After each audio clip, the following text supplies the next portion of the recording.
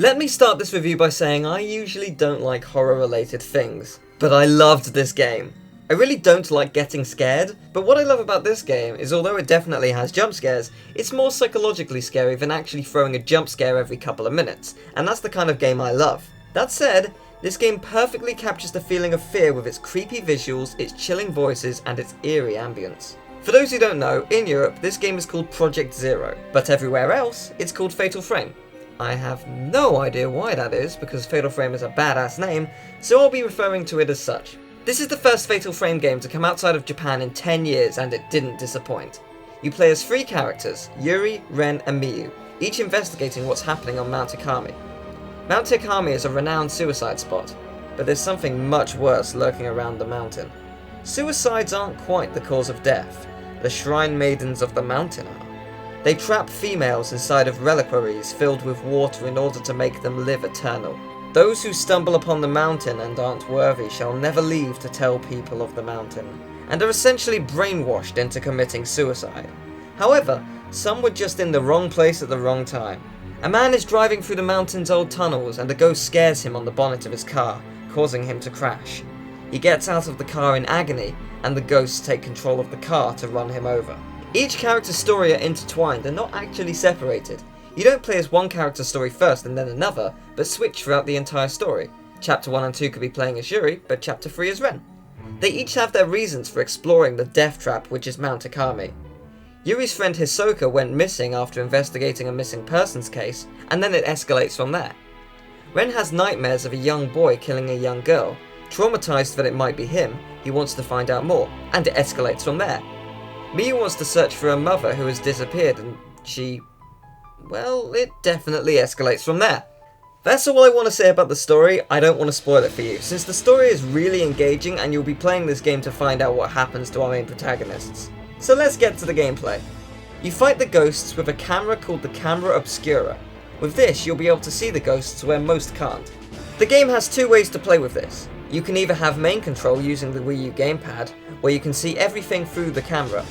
You move with the left analog stick, so you're not standing still whilst looking through the Obscura. You move your vision with the motion control and the right analog stick, and it actually works really well. Personally though, I felt it a bit weird to switch from looking at the TV to the gamepad, so if you're like me, I recommend going into the settings for option 2. The main Obscura vision goes into your TV as well, and you only move your vision with the right analog stick. However, you can switch from taking pictures horizontally to vertically by turning around the gamepad. It's quite cool, but moving your vision does become confusing because if you turn your gamepad left, then you have to press left to look down, and I really couldn't adjust to it well. To kill a ghost, you need to capture it and the floating orbs around it. If you capture 5 in a single shot, you perform a fatal frame, roll credits, which does a huge amount of damage to the enemy.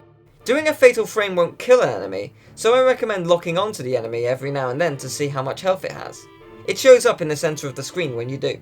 All of the main characters learn to shadow read people and ghosts alike so you can learn their backstory. This is where the story of the man being run over by a car comes into play. This was from shadow reading a ghost I had defeated. It was really interesting to see what happened to some of these people, and also a cool hidden location for backstory within some of the ghosts which were central to the plot, as these can be completely glanced over. There are also a lot of written journals from many characters which lend backstories to the legends of Mount Hikami. But this is yet another thing that could be glanced over and is incredibly rewarding when you find them. Throughout the game you get various upgrades for the Obscura, such as double damage, draining health, stunning ghosts, and slowing them down too. And there are also different types of film you can find lying around or buy with the points you've earned for completion at the beginning of each chapter, so there's a lot of variety and indeed strategy in your attacks. The game unfortunately suffers a little from getting a bit repetitive though.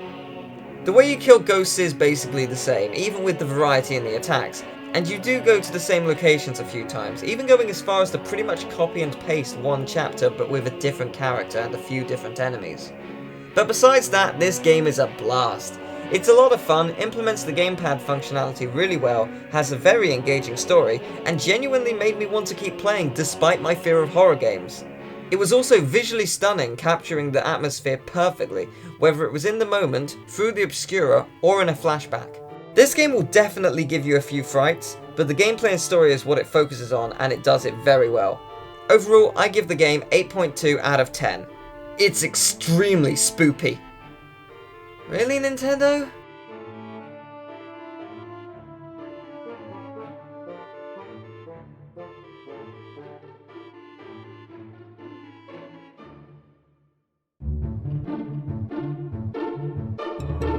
Hey there everyone, hope you enjoyed the review. So yeah, I reviewed and have Let's Played Project Zero, aka Fatal Frame.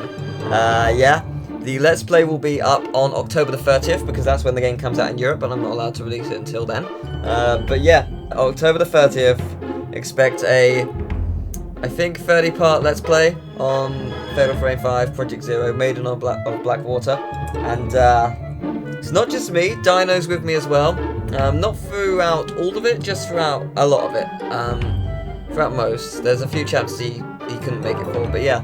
So it's a very exciting Let's Play. You know I don't like horror games, so it's interesting to watch me squirm.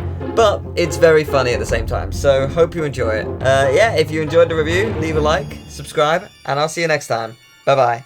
Take care.